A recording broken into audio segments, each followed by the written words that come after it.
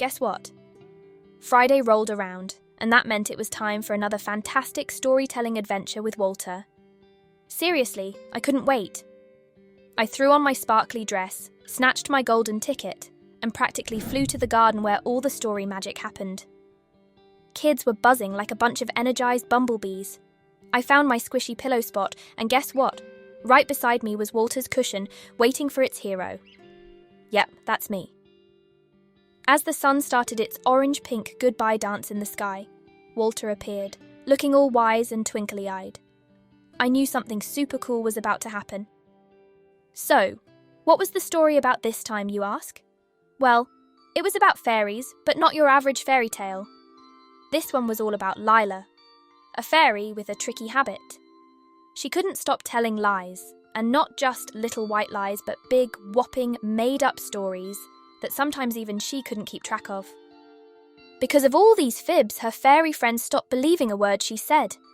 I mean, if someone told you that clouds were made of marshmallow fluff every day, you'd stop believing them too, right? That's what happened with Lila. Her friends just couldn't trust her anymore. But then, one day, something really important happened. Lila, for the first time in forever, told her friends something true and crucial. She said there was a huge storm on the way, and they needed to find shelter fast. But you know what? Her friends didn't believe her. They thought it was just another one of Lila's tall tales. So, instead of finding a safe place, they goofed around, danced like nobody's business, and had a blast. But guess what? Tomorrow came, and it was a crazy, wild, rainy storm. Raindrops were like water balloons, the wind howled like a hungry wolf, and they were all drenched fairies in a giant puddle of... Oops, maybe we should have listened to Lila. Thank goodness nobody got hurt, but they were all cold and wet. But you know who saved the day? Yep, Lila. She knew about a secret cave where they could hide from the storm. She led her friends there, and they all huddled together, safe and sound. The lesson here is like super clear. It's all about trust. Lila's friends stopped believing her because she told so many fibs. But when it really, really mattered, Lila was telling the truth, and her friends missed out on being safe because they didn't trust her anymore.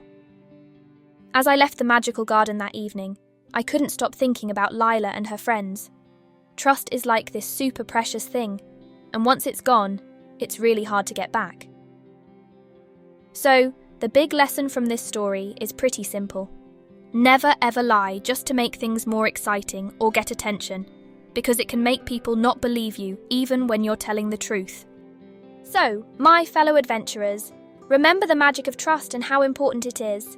And next time someone tells you that clouds are made of marshmallow fluff, maybe, just maybe, it's time for a little trust-building adventure of your own. See you next time for more amazing stories with Walter.